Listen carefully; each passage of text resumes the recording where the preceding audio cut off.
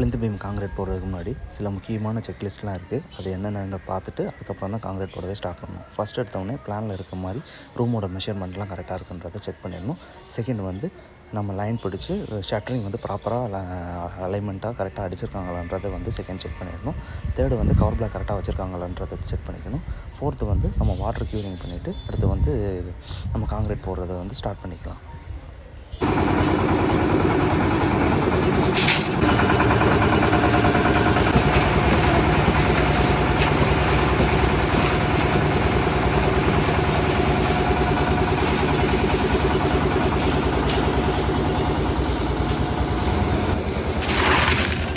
Concrete போடும்போது compulsory வந்து vibrator use பண்ணியே ஆகணும். ஏன்னா காம்பேக்ஷன் வந்து அப்போ தான் ப்ராப்பராக நடக்குன்றதுக்காண்டி எந்த காங்கிரீட் போட்டாலும் வந்து வைப்ரேட்டர் கம்பல்சரி யூஸ் பண்ணி ஆகணும்.